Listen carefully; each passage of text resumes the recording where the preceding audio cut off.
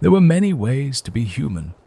Across a world rimmed with ice and carved by wind, two close kin walked the same horizons, Neanderthals and Denisovans.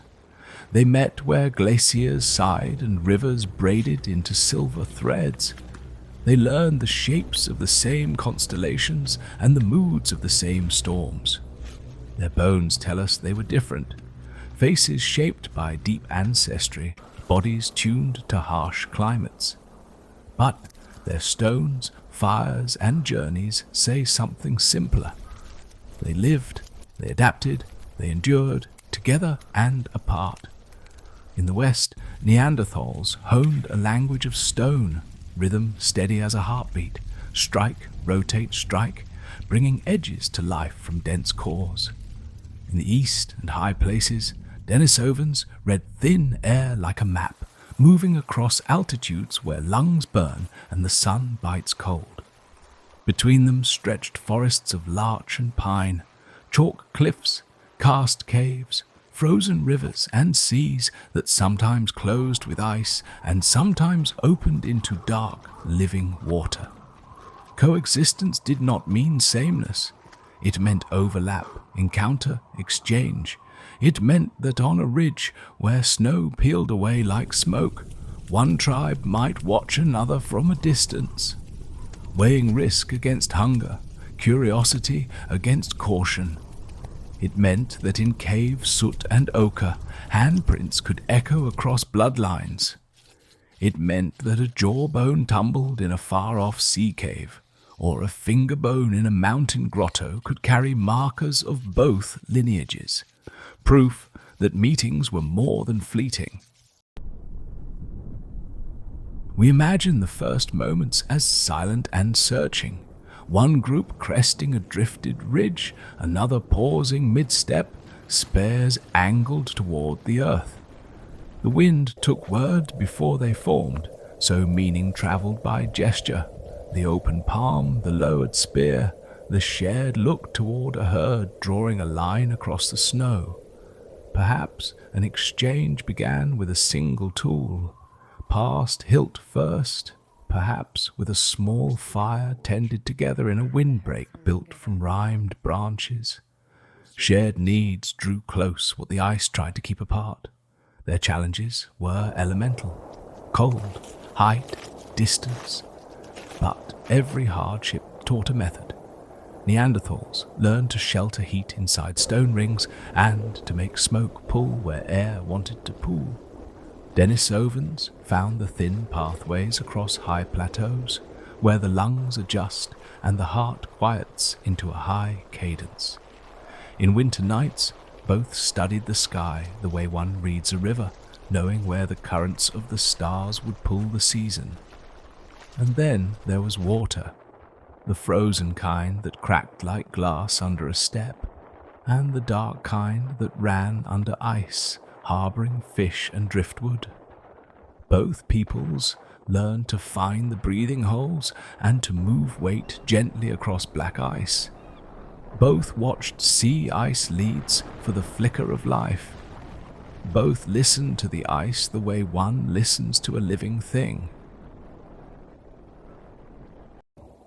There were hunters among them who could read the wind from the bend of grasses trapped in crust, and knappers who could see an edge hidden in a stone long before the first strike. There were children who counted the drops from icicles, and elders who remembered routes through whiteouts by feel alone. What passed between these peoples when paths crossed could be as simple as a glance and as profound as a lineage written into the helix of future bones. We remember them now through fragments, flakes and beads, soot and collagen, teeth and the rings of growth in enamel. But imagine the full songs of their days, the ticking of frost grains across hard snow, the breathy rhythm of a runner crossing a ridge, the hiss of a torch when it meets an icicle, dull thud of hide scraped clean over a table of ice. Imagine the long, quiet hours of watching, learning without words, because the cost of a mistake was measured in cold. Over time, routes braided like rivers. Some bands moved west, others east, some up where storms are born, others to coasts where bergs drifted and seals blinked from black water.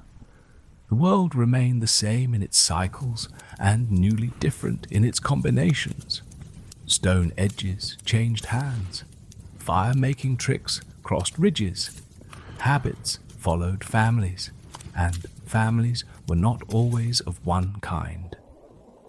When the ice retreated, so did some of their traces, but what they left inside us stayed, meters above a valley floor, under a curve of rock that breaks the wind, at the mouth of a cave where the air holds a chill even in summer, on a river where water never fully sleeps. Even now those are places where human attention sharpens, where the old skills whisper back into our hands. We look across time and say Neanderthal, Denisovan, as if each were a single shape. The truth is messier and more human. Two ways of being converged on the same needs. They did not dissolve into each other, nor stand forever apart. They did what kin do. They shared, learned, traded, sometimes fought, sometimes blended, and often simply endured. Shoulder to shoulder against the wind, under auroral lights or a pale winter sun, within a cave of blue ice or the lee of a rimed larch. They found enough warmth to outlast the night. On those nights, they were not abstractions or entries in a taxonomy. They were people making choices in a hard world, passing down routes and methods, passing on life. If you want to know what it felt like when their paths crossed, step outside on a clear, cold night. Watch your breath drift and vanish. Hear the world as a skin of sounds. Snow ticking, ice settling, a far-off crack like a branch or a slab.